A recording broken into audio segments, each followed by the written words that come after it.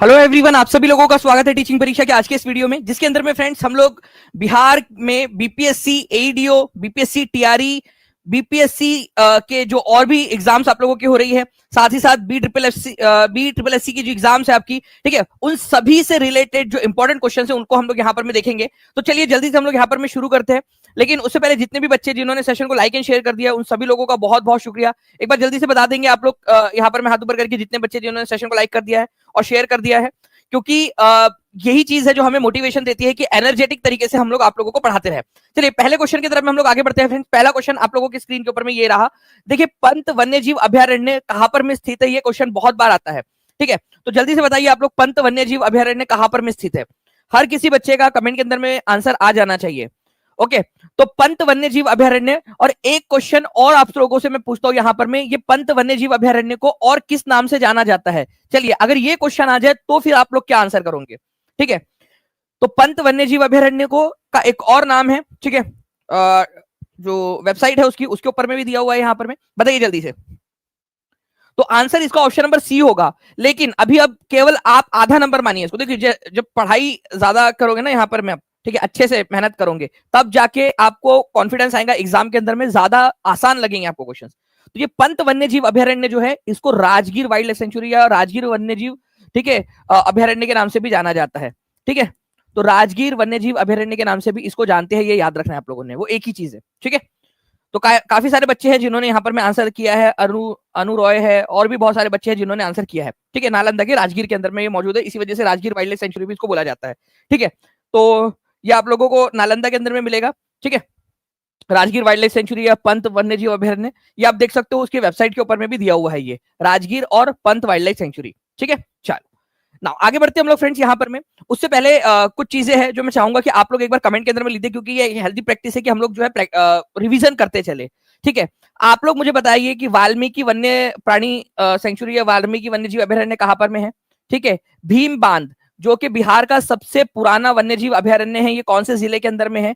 और Gautam Buddha bird sanctuary, ठीक है। आपको वैसे आंसर यहाँ पर में दिख रहा है, बट मैं चाहूंगा कि आप लोग यहाँ पर में फिर से लिख दे, जितने बच्चे आगे बढ़ना चाहते हैं वो लोग लिख देंगे, ठीक है, कमेंट के अंदर में, क्योंकि ये एक ऐसी चीज है जो आप को कॉन्फिडेंस देंगी एग्जाम के अंदर में, ठीक है।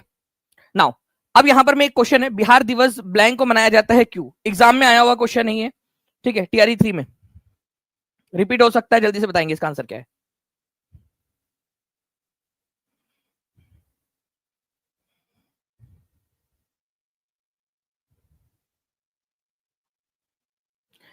देखिए, यहां बोला गया है बिहार दिवस ब्लैंक जो है मनाया जाता है, ठीक है। कब मनाया जाता है? तो 22 मार्च को मनाया जाता है। It's separation from Bengal presidency. 22 मार्च को मनाया जाता है। कलकत्ता प्रेसिडेंसी से अलग हुआ था ये, कलकत्ता प्रेसिडेंसी। यहां बोला है बंगाल प्रेसिडेंसी। मुगल प्रेसिडेंसी से अलग हुआ बोल रहा है। मोर देन वन ऑफ दिया, नन ऑफ दिया। तो आंसर क्या होगा? सटीक आंसर होना चाहिए आप लोगों का, कॉन्फिडेंस के साथ में। तो देखिए, 22 मार्च को, ठीक है, एक नोटिफिकेशन जारी हुआ था, ठीक है, गजेट नोटिफिकेशन जिसको बोला जाता है आपका, ठीक है, गजेट नोटिफिकेशन। ये गजेट नोटिफिकेशन में ये बोला गया था कि 1 अप्रैल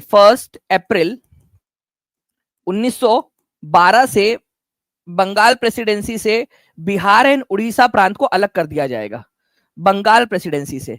तो ये 22 मार्च को ये गजेट नोटिफिकेशन जो है वो हुआ था, ठीक है। तो ये गजेट नोटिफिकेशन प्रकाशित होने का मतलब था कि अब आधिकारिक मुहर लग चुकी है इसके ऊपर में, ठीक है, इसी वजह से। अदरवाइज एक्चुअल में जो अलग हुआ था वो 1 अप्रैल 1912 को हुआ था, लेकिन गजेट नोटिफिकेशन 22 मार्च को प्रकाशित हुआ था, इसी वजह से बिहार दिवस मनाते हैं इस दिन, ठीक है।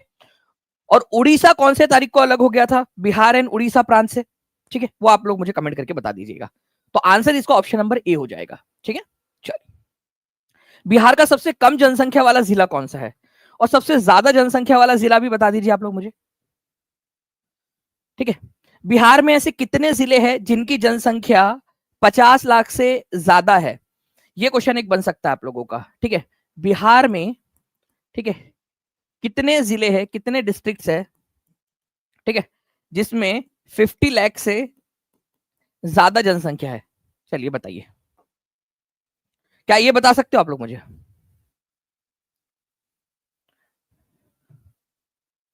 तो सबसे कम जनसंख्या जो है फ्रेंड्स, ये याद रखना है आप लोगों ने, शेखपुरा के अंदर में है।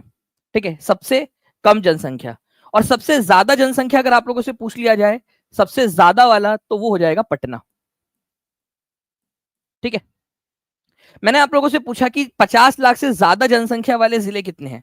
ठीक है, तो चलिए मैं आप लोगों को स्लाइड दिखा देता हूं, उससे आप लोग जो है अच्छे से समझ पाएंगे। ओके, तो सर्वाधिक जनसंख्या वाले 5 जिले की अगर हम लोग बात करेंगे, तो पटना हो जाता है। उसके बाद में आता है पूर्वी चंपारण। ठीक है, उसके बाद में आता है मुजफ्फरपुर, फिर मधुबनी, और ये गया। गया 5वें नंबर पे। ठीक है, सबसे ज्यादा जनसंख्या वाले 5 जिले। ओके, सबसे कम जनसंख्या वाले जिले शेखपुरा, शिवहर, अरवल, लखीसराय, जहानाबाद। लेकिन अगर आपसे पूछ लिया जाए कि 50 लाख से ज्यादा जनसंख्या वाले कितने जिले हैं, 2011 की जनगणना के अनुसार बात करो मैं अभी। ओके, तो 2011 की जनगणना के अनुसार केवल 2 जिले ऐसे हैं जिनकी जनसंख्या 50 लाख से ज्यादा है। समझ में आया क्या? बताओ जल्दी से, अगर ऐसा क्वेश्चन आ जाए तो कर लोगे। 50 लाख से ज्यादा जनसंख्या वाले कितने जिले हैं? अब दो दो ही है। ठीक है, सभी लोग लिख देंगे जल्दी जल्दी से कमेंट के अंदर में। ओके, नाउ नेक्स्ट क्वेश्चन देखिए यहां पर मैं, इसमें आप लोगों से बोला गया है कि निम्नलिखित में से कौन सा विकल्प पृथ्वी की सतह से शुरू होकर वायुमंडल की परतों का सही क्रम है। ठीक है, टीआरई में आया हुआ क्वेश्चन है, एडीओ में भी पूछा जा सकता है, आगे में भी आ सकता है, आप लोगों को जल्दी से बताएंगे आप लोग।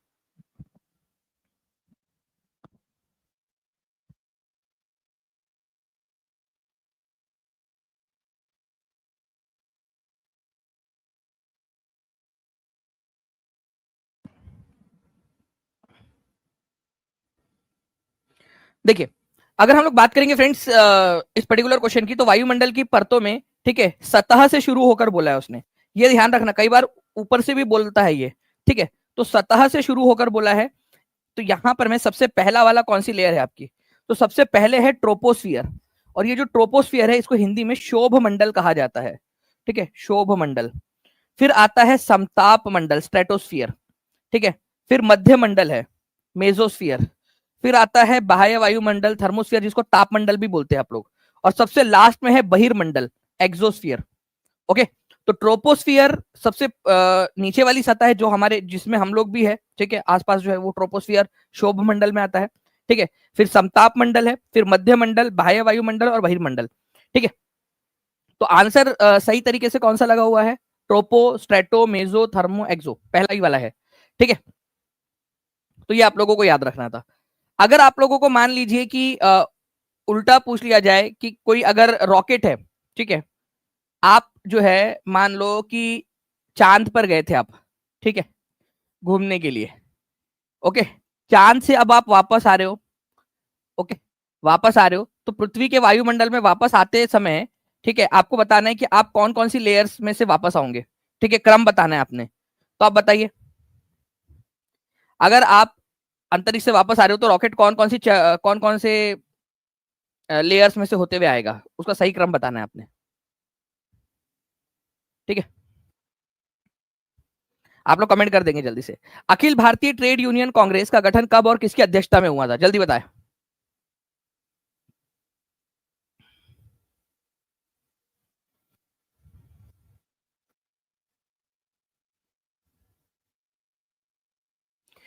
देखिए, अगर मैं बात करूं यहाँ पर मैं अखिल भारतीय ट्रेड यूनियन कांग्रेस, आईटूक, ठीक है, all India trade union Congress. ठीक है, इसको मैंने आप लोगों को आईटूक और इससे रिलेटेड जितनी भी और संस्थाएं हैं आप लोगों की, ठीक है, उसको मैंने एक नॉलेज कैप्सूल में आप लोगों को करवाया भी है। ठीक है, पेड क्लास में।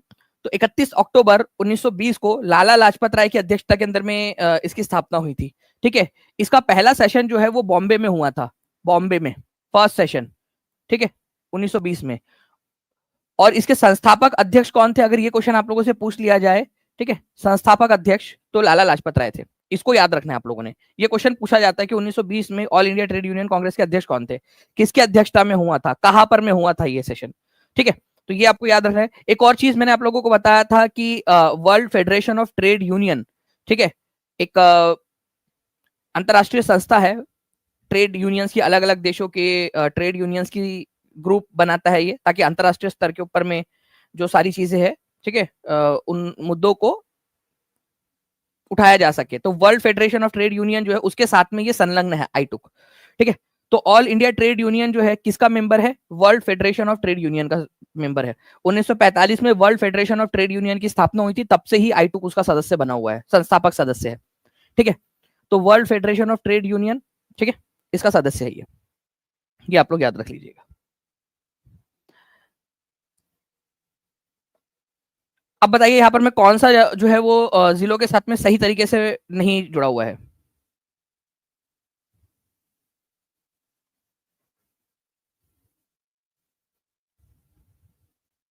एक बार जितने भी बच्चे हैं जिन्होंने सेशन को लाइक कर दिया, एक बार हाथ ऊपर करके बता देंगे, और जहां भी शेयर कर सकते हैं जल्दी जल्दी से लाइक एंड शेयर जरूर कर देंगे फ्रेंड्स।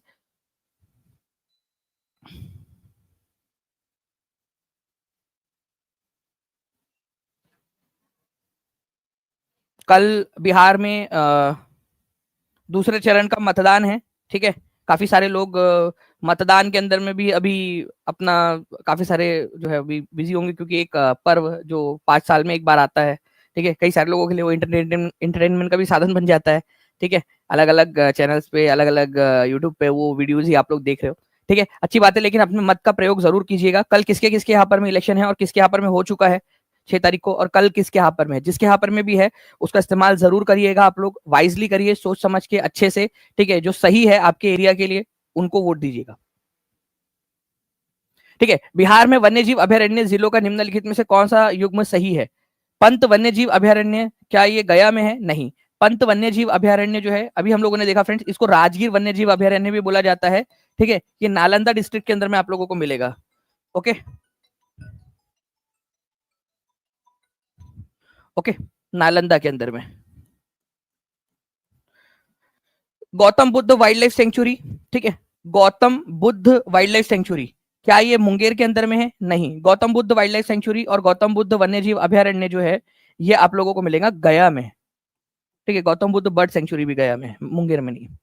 विक्रमशिला डॉल्फिन सेंचुरी ये भागलपुर के अंदर में है, ये बिल्कुल सही है। ठीक है, विक्रमशिला डॉल्फिन सेंचुरी। ओके, तो डॉल्फिन अभयारण्य भागलपुर के अंदर में, डॉल्फिन को बचाने के लिए गंगा नदी में। तो आप लोगों से जो क्वेश्चन में पूछा गया है कि कौन सा वाला सही है, ठीक है, तो केवल विक्रमशिला वाला ही सही था। इसके अलावा हम लोगों ने भीम बांध भी देखा हुआ है, मुंगेर के अंदर में है। ठीक है, और आप लोगों ने एक और चीज याद रखनी है फ्रेंड्स के अगर आप लोगों से पूछ लिया जाए कि सबसे पुराना वाला कौन सा वर्ल्ड वाइल्ड लाइफ सेंचुरी है बिहार का, तो वो भीम बांध है। ठीक है, डॉल्फिन रिसर्च सेंटर और डॉल्फिन सेंचुरी के अंदर में फर्क है। डॉल्फिन रिसर्च सेंटर बोला जाए तो पटना में, वो करंट अफेयर का क्वेश्चन था आपका जो। ठीक है, तो जो बच्चा पटना बोल रहा था वो समझ जाए, थोड़ा सा उसमें फर्क है। भारत के निम्नलिखित में से किस राज्य में सोनपुर पशु मेला लगता है? ठीक है, सोनपुर पशु मेला, ये तो बहुत ही इजी क्वेश्चन है आप लोगों के लिए, जल्दी से बताइए इसका आंसर क्या होगा स्पीड में। ठीक है, तो सोनपुर पशु मेले की अगर हम लोग बात करेंगे फ्रेंड्स, तो ये बिहार के अंदर में लगता है। लेकिन बिहार में भी जो है कहां पर में लगता है, कौन से दो नदियों के संगम पर लगता है, ये आप लोगों को बताना है। ठीक है, तो सोनपुर पशु मेला कौन से दो नदियों के संगम पर लगता है, जल्दी बताएंगे आप लोग। बिहार पुलिस कांस्टेबल का क्वेश्चन है ये, कौन से दो नदियों के संगम पर है? तो गंगा और, ठीक है, गंडक नदी के संगम के ऊपर में लगता है। ओके, सोनपुर पशु मेला, आंसर इसका ऑप्शन नंबर ए हो जाएगा। आपको बताना है कि खाजा नामक मिष्ठान जो है वो कहाँ के लिए प्रसिद्ध है, टीआरई 2 का क्वेश्चन है आपका। ठीक है, तो कौन सा स्थान है जहां पर में खाजा नामक मिष्ठान फेमस है? ऐसा माना जाता है कि ये गौतम बुद्ध को जब वो रास्ते से जा रहे थे तब उनको भी दिया गया था, ऐसी किंवदंती है, कहानी एक वैसे भी मिलती है हमको।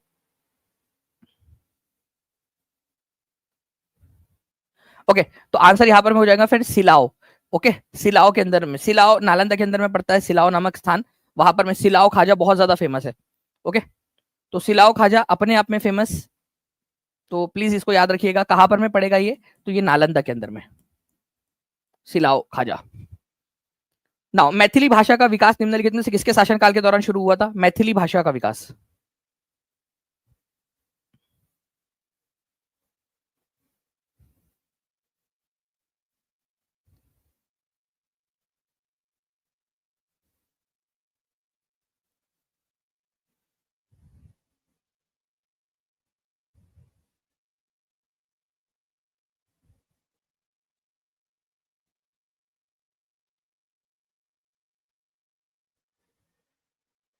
चलिए तो देखिए फ्रेंड्स, बिहार के मिथिला का जो क्षेत्र है वहां पर में आप लोगों को, ठीक है, एक वंश मिलता है कर्नाट राजवंश। ठीक है, ये जो कर्नाट राजवंश है बेसिकली 1206 से लेकर 1526 के आसपास में ये जो कर्नाट राजवंश है, जिसको सिमराव राजवंश भी बोला जाता है, उसने शासन किया है।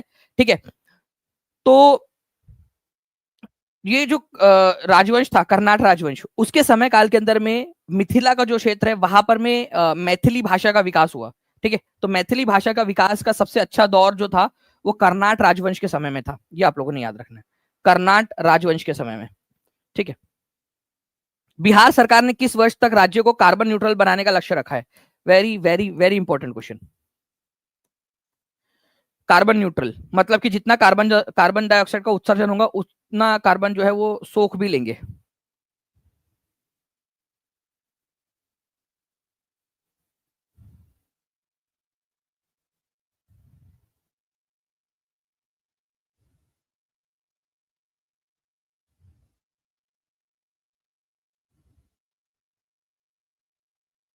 चलिए बहुत बढ़िया फ्रेंड्स, आप लोगों के आंसर आ गए। बिहार सरकार ने किस वर्ष तक राज्य को कार्बन न्यूट्रल बनाने का लक्ष्य रखा है?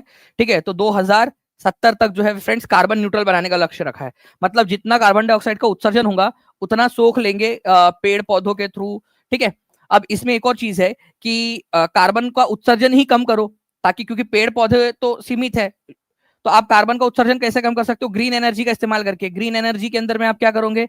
सोलर एनर्जी और बाकी सारी चीजें जो है जो पवन चक्कियां है उन सारी चीजों का इस्तेमाल करिए आप। ठीक है, ग्रीन एनर्जी का इस्तेमाल करिए, तो जो कार्बन डाइऑक्साइड का इमिशन होता है, इलेक्ट्रिक व्हीकल्स का इस्तेमाल करिए। ठीक है, पेट्रोल डीजल वगैरह के अलावा पुरानी गाड़ियों को बहुत ज्यादा जो पुरानी होती है 10-15 साल पुरानी गाड़ियां जो है उसका इस्तेमाल मत करिए, जो बहुत ज्यादा प्रदूषण निकालती है।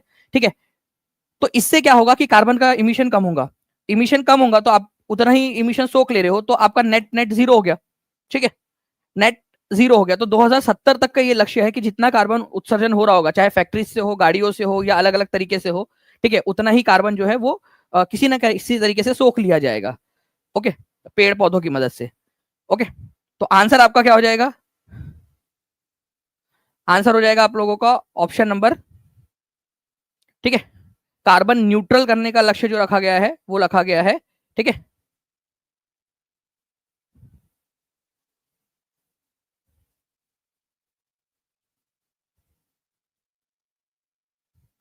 2070 का। ठीक है,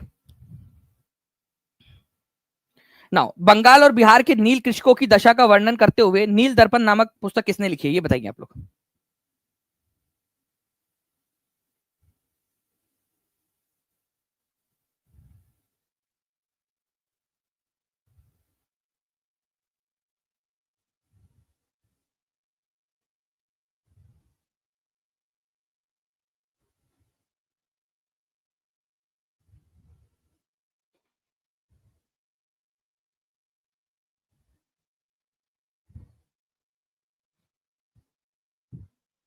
नील दर्पण बताइए जल्दी से, और कौन से वाले आंदोलन के ऊपर में लिखी गई थी?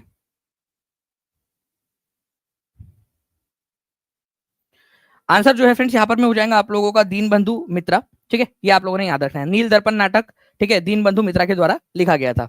ओके, तो नील विद्रोह हुआ था 1859 1860 के बीच में बंगाल के अंदर में। जो नील उगवाया जा रहा था किसानों से, उसके विरोध में, तो दीन बंधु मित्रा ने उसके ऊपर में नील दर्पण नामक एक पुस्तक लिखी थी। ओके सर, मुझे बेटी हुई है, वाह, कॉन्ग्रेचुलेशन। ठीक है, प्रभात अंशु जी, क्या बात है, कॉन्ग्रेचुलेशन आपको, बहुत बहुत मुबारक। ठीक है, और इसमें तो यार सभी लोगों ने उनको कॉन्ग्रेचुलेशन देना चाहिए, उनके घर में लक्ष्मी आई है। ठीक है, नाउ फ्रेंड्स, अब यहाँ पर मैं कुछ बच्चे बोल रहे थे कि सर 2030 वाला क्या टारगेट है? तो देखिए भारत सरकार ने जो है ना, ठीक है, भारत सरकार ने, ठीक है, एक टारगेट रखा है 50% इमिशन को कम करने का, CO2 का लक्ष्य रखा है, लक्ष्य। ठीक है, लेकिन ये लक्ष्य मुझे तो नहीं दिख रहा कि वो जा रहा है करके। हम मतलब यहाँ पर में 35% भी हम तक मतलब हम कम नहीं कर पाएंगे। 50% तो बहुत दूर की बात है। ठीक है, लेकिन ठीक है, लक्ष्य रखा है हम लोगों ने, भारत ने 50% कार्बन डाइऑक्साइड हम लोग कम करेंगे, हमारा उत्सर्जन 2030 तक। ठीक है, वो अलग है।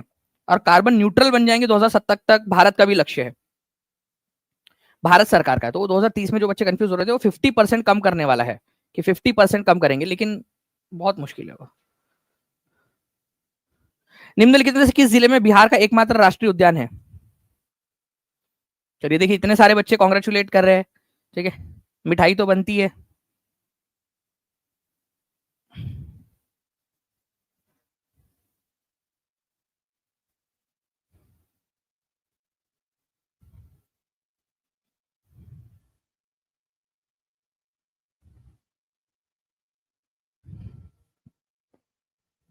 बिहार का एकमात्र नेशनल पार्क जो है क्या नालंदा में है? नहीं। भागलपुर, ईस्ट चंपारण, नहीं। देखिए वेस्ट चंपारण के अंदर में है, वेस्ट चंपारण के अंदर में। तो वेस्ट चंपारण तो यहाँ दिया नहीं है आप लोगों का एकमात्र राष्ट्रीय उद्यान, वाल्मीकि राष्ट्रीय उद्यान, तो none of the above answer आपका होगा ऑप्शन नंबर 5 या ऑप्शन नंबर ई, जो भी आप बोलना चाहो, ठीक है। तो आंसर इसका वेस्ट चंपारण होना चाहिए था, ऑप्शन में दिया नहीं है। पश्चिमी चंपारण के अंदर में क्या नाम है उसका? वाल्मीकि राष्ट्रीय उद्यान।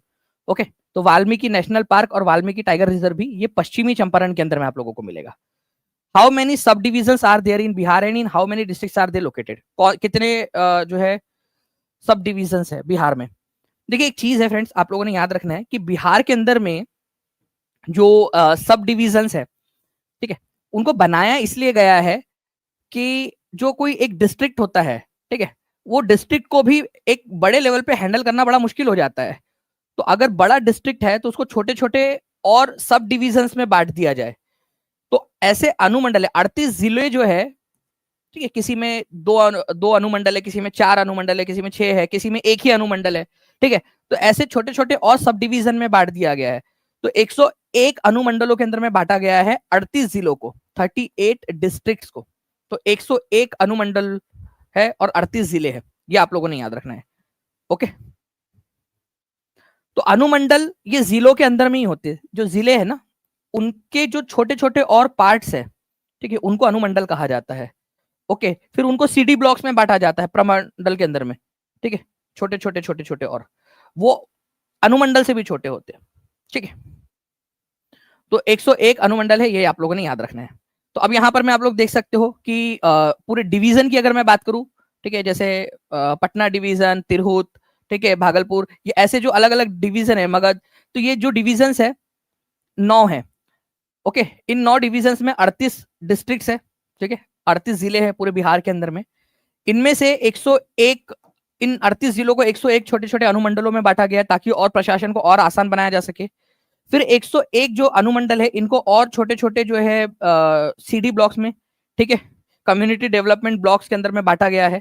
ओके, तो 534 सीडी ब्लॉक्स या कम्युनिटी ब्लॉक्स है, ठीक है, कम्युनिटी डेवलपमेंट ब्लॉक्स या ब्लॉक जिसको बोलते हैं आप लोग। ओके, ये आप लोगों ने याद रखना है, ये इंपॉर्टेंट है आप लोगों का, ठीक है। तो ये 3 एटलीस्ट याद रख लीजिए आप लोग, ये पहले 3। पंचायत कितनी है ये आप लोग नहीं भी याद रखेंगे तो भी चलेगा, लेकिन आप लोगों को एटलीस्ट ये याद रखना है, ये 3, ठीक है।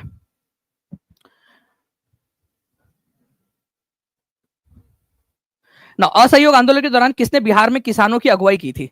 68वीं बीपीएससी का क्वेश्चन, असहयोग आंदोलन के दौरान। अब यहां पर में सवाल ये उठता है कि असहयोग आंदोलन कब हुआ था, ठीक है। तो असहयोग आंदोलन 1920 से लेकर 1922 तक चला था। तो ये 1920 से 1922 तक ये जो आंदोलन चला, ठीक है, इस दौरान बिहार में किसानों के आंदोलन की अगुवाई कौन कर रहा था? बहुत ही फेमस क्वेश्चन है, बार बार आता है, ठीक है। मुझे लगता है शायद ये टीआरई के अंदर में भी रिपीट हुआ था क्वेश्चन ये, ठीक है, 68वीं बीपीएससी में आया, फिर बाद में टीआरई में भी रिपीट हुआ। तो आंसर होगा स्वामी विद्यानंद जी। बहुत ज्यादा इंपॉर्टेंट क्वेश्चन है, प्लीज इसको इंपॉर्टेंट तरीके से आप इसका चाहो तो स्क्रीनशॉट लेकर रख लीजिए। और जल्दी से जितने बच्चे जिन्होंने सेशन को लाइक कर दिया एक बार हाथ ऊपर करके बता देंगे मुझे। और जिन बच्चों ने भी चैनल को सब्सक्राइब नहीं किया, चैनल को सब्सक्राइब जरूर कर लेंगे, क्योंकि बहुत सारे आप लोगों के लिए अभी जो है बड़े बड़े जो है वीडियोस आने वाले हैं, ठीक है, जिसके अंदर में मैं एक एक जो टॉपिक्स है उनको उठाऊंगा और टॉपिक्स के जरिए आप लोगों को पढ़ाने वाला हूँ, ठीक है। तो चैनल को सब्सक्राइब जरूर कर लीजिएगा। और जो बच्चे टीचिंग परीक्षा के एप्लीकेशन के साथ में पेड कोर्सेज के साथ में जुड़ना चाहते हैं, नीचे में नंबर चल रहा है आप लोगों का, ठीक है, 7611101101, 9697888844, ये नंबर जो चल रहा है, इस नंबर के ऊपर में कॉल या व्हाट्सएप आप लोग कर सकते हो, ठीक है। आप लोग देख पा रहे होंगे यहाँ पर में नंबर आप लोगों को दिखाई दे रहा है, ठीक है। तो कॉल कर लीजिए या टीचिंग परीक्षा के एप्लीकेशन पे चले जाइए आप लोग, या फिर नीचे में जो लिंक्स दी गई है उस पर भी क्लिक कर सकते हैं आप। पहला तैरता हुआ सौर ऊर्जा संयंत्र बिहार में किस स्थान पर बनाया गया है? ठीक है, तो तैरता हुआ ऊर्जा संयंत्र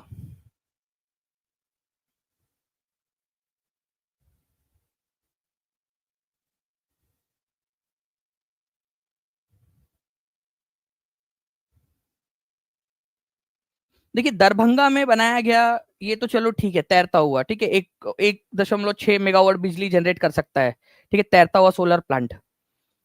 लेकिन दरभंगा में भी कहाँ बनाया गया है? तो दरभंगा में कदीराबाद नाम की जगह है। कोई है यहाँ पर में दरभंगा जिले से, आप लोगों में से उनको पता होगा कदीराबाद, ठीक है। तो कदीराबाद दरभंगा के अंदर में जो है इसको बनाया गया था। तो ये आप लोग याद रखिएगा, बिहार का पहला फ्लोटिंग पावर प्लांट है दरभंगा, बिहार के अंदर में। ओके, इस तरीके से तालाब के ऊपर में, ठीक है, ये रख दिया गया है सोलर पैनल्स को, ठीक है, ताकि ये जो जगह है, ये जो स्पेस है, इसका इस्तेमाल किया जा सके। तो बिहार के दरभंगा के अंदर में इसको बनाया गया है, ये याद रखना है आप लोगों ने, ठीक है। और दरभंगा में भी कदीराबाद के अंदर में। नाउ नेक्स्ट क्वेश्चन है, which product is known as black diamond due to its dark outer layer? उसको ब्लैक डायमंड कहा जाता है। किसको ब्लैक डायमंड कहा जाता है? क्योंकि उसका जो बाहर का हिस्सा है वो काले रंग का दिखाई देता है। उसको इंग्लिश में फॉक्स नट भी आप लोग बोलते हो, ठीक है, फॉक्स नट। बिहार में जीआई टैग भी उसको प्राप्त हो चुका है।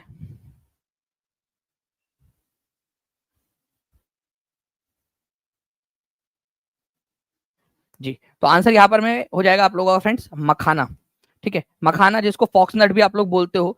बेसिकली ये एक पौधा है, ठीक है, यूरेल फॉरेक्स, ठीक है, ठीक है, यूरेल फेरोक्स नाम का एक पौधा होता है, यूरेल फेरोक्स, उसका बीज है बेसिकली ये, ठीक है। और उस बीज को फिर प्रोसेस करके जो हम खाते हैं, उसके अंदर में बहुत सारे गुण है, ठीक है, मखाना के अंदर में बहुत न्यूट्रिएंट्स मौजूद होते हैं उसके अंदर में, स्वादिष्ट भी है खाने में, प्लस आयुर्वेदिक और स्वास्थ्य, कई सारी वैल्यूज उसके अंदर में मौजूद, आप लोगों उसके अंदर में मौजूद होती है, ठीक है। इसी वजह से बहुत चाव से खाया जाता है मखाना, और पूरे दुनिया भर में फेमस है, ठीक है। बिहार के किस जिले में सबसे अधिक सोने का भंडार मिला है? ठीक है, बिहार में नहीं, ये पूरे भारत में सबसे अधिक सोने का भंडार है।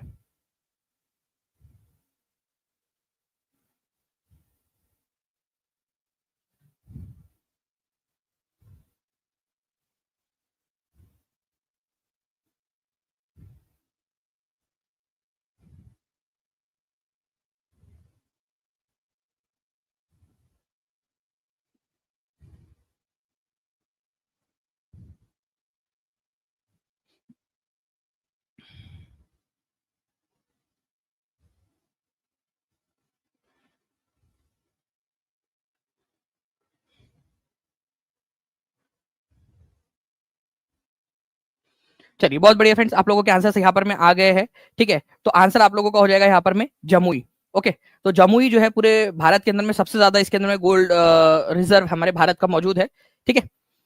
भारत का 44% जो गोल्ड है वो अकेले बिहार में है, और उसमें से भी मैक्सिमम जो है सबसे ज्यादा 90% से ज्यादा अकेले जमुई के अंदर में मौजूद है। तो पूरे भारत का आप लोग बोल सकते हो सबसे ज्यादा सोना जमुई के अंदर में मौजूद है, ठीक है। नाउ थावे महोत्सव का आयोजन स्थल कहां पर में, ये बताएंगे आप लोग।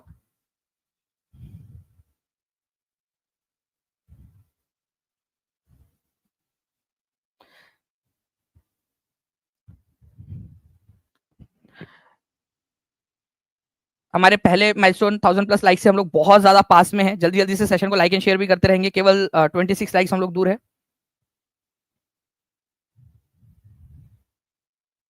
एक करंट अफेयर की महा मैराथन के बारे में मैं सोच रहा हूँ, ठीक है, कि अब तक का जितना भी करंट अफेयर्स है उसको हम लोग पहले से ही प्रिपेयर कर ले, 2025 का जितना भी करंट अफेयर्स है अब तक का, ताकि फिर आप लोगों को एकदम लास्ट में बहुत ज्यादा प्रेशर ना आ जाए। एक बड़ी मैराथन, ठीक है। लेकिन मुझे चाहिए कि हम जिस भी क्लास में, ठीक है, अगर आप लोग कल जो मैं क्लास लेने वाला हूँ, ठीक है, उसमें कल तो नहीं होगी वैसे, क्योंकि कल इलेक्शन है, और मैं चाहूंगा कि बाकी सारे बच्चे जो है वो इलेक्शन के अंदर में पार्टिसिपेट करें, इलेक्शन में जाए अपने अपने इलेक्शन के अंदर में, ठीक है। तो अगर आप लोग जो है फ्रेंड्स इस सेशन के अंदर में हमारे मतलब हम, ठीक है, 20,000+ आप लोग इसमें आज कल तक हमारे व्यूज हो जाते हैं, तो मैं आप लोगों के लिए परसों के दिन, ठीक है, या जैसे ही इसके अंदर में होते हैं, वह आप लोगों के लिए क्या करूंगा, एक जो है महा मैराथन सोच रहा हूँ 2025 के सारे करंट अफेयर्स प्लस उसको स्टैटिक के साथ में जोड़कर पढ़ाने की, मतलब उसके पीछे का जितना भी स्टैटिक है वो भी सारा आप लोगों को पढ़ा दो, ठीक है। तो आप लोग सभी लोग क्या करेंगे, सेशन को लाइक जरूर कर दीजिए, जहां भी शेयर कर सकते हो शेयर कर देंगे, और जिन बच्चों ने चैनल को सब्सक्राइब नहीं किया चैनल को सब्सक्राइब जरूर करके रख लेंगे आप लोग, ठीक है, ताकि आप लोगों को जल्दी से जल्दी हम लोग उस तक पहुंच सके, ठीक है, बड़ा वाला हम लोग करेंगे सेशन, ठीक है, 3 घंटे का मिनिमम होगा वो, जिसके अंदर मैं सारे के सारे इंपॉर्टेंट करंट अफेयर्स में आप लोगों को करा दूंगा। तो थावे महोत्सव जो है फ्रेंड्स कहाँ पर में मनाया जाता है, ये क्वेश्चन अगर आप लोगों से पूछ लिया जाए तो थावे महोत्सव जो है ये मनाया जाता है गोपालगंज के अंदर में, ठीक है। तो ऑप्शन के अंदर में दिया नहीं था, इसी वजह से आप लोगों का आंसर इसका ऑप्शन नंबर ई हो जाएगा, ठीक है। तो गोपालगंज में थावे महोत्सव मनाया जाता है, टूरिज्म डिपार्टमेंट इसको प्रमोट भी कर रहा है, ठीक है, थावे महोत्सव को। तो गोपालगंज में थावे महोत्सव मनाया जाता है, ये आप लोगों ने याद रखना है। चैत्र नवरात्रि जो है और जो रामनवमी है, ठीक है, उसके अवसर के ऊपर में ये मनाया जाता है गोपालगंज के अंदर में, ठीक है। तो 2012 से इसकी शुरुआत हुई थी और तब से ये मनाया जा रहा है थावे महोत्सव गोपालगंज। हर बच्चा जल्दी से लिख देगा थावे महोत्सव गोपालगंज, ये इसके रिपीट होकर पूछे जाने की बहुत अधिक संभावना है, ठीक है। थावे महोत्सव गोपालगंज, ठीक है।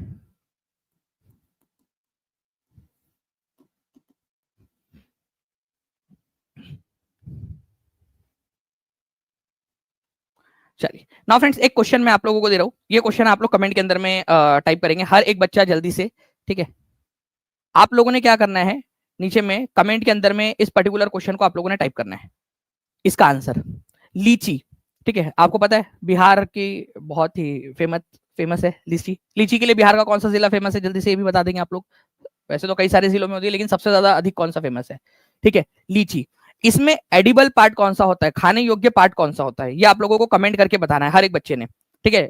नीचे में कमेंट करके आप बताएंगे, मैं इमेज आप लोगों को दिखा देता हूँ, चलिए, ठीक है। इसमें से भी आप चलो आंसर कर सकते हैं, कोशिश तो करिए, ठीक है। इमेज भी आपको दिखा दी है मैंने, और ये बहुत सारे एग्जाम्स में आया हुआ था क्वेश्चन, इसी वजह से आप लोगों को दिखा दिया है। साथ ही साथ जो है फ्रेंड्स, आप लोगों को फुल लेंथ जो मॉक टेस्ट है एईडीओ की, वो भी आपको मोस्ट प्रोबेबली कल सुबह से प्रोवाइड होना स्टार्ट हो जाएगी, कल सुबह या आज रात से ही, ठीक है। आज रात में हम लोग उसको सारा अपलोड कर देंगे, रात में ही जैसे आप सुबह उठोगे बहुत सारी मॉक टेस्ट जो है फुल लेंथ मॉक टेस्ट आपको मिलना स्टार्ट हो जाएंगी। तो उसके अंदर में भी इस तरीके के जो क्वेश्चन है वो सारे के सारे हम लोग डाल रहे हैं, ताकि ऐसे हर एक क्वेश्चन आप लोगों के प्रिपेयर हो जाए, ठीक है, एईडीओ के लिए भी।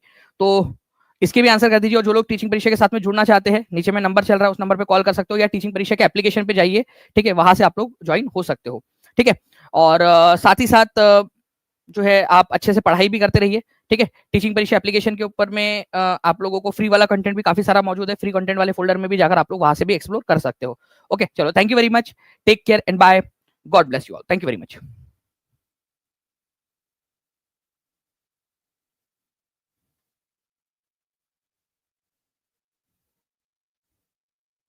हेलो बच्चों, आपने सोचा होगा कि हम टीचिंग परीक्षा के यूट्यूब चैनल से डायरेक्टली कोर्स खरीद सकते हैं।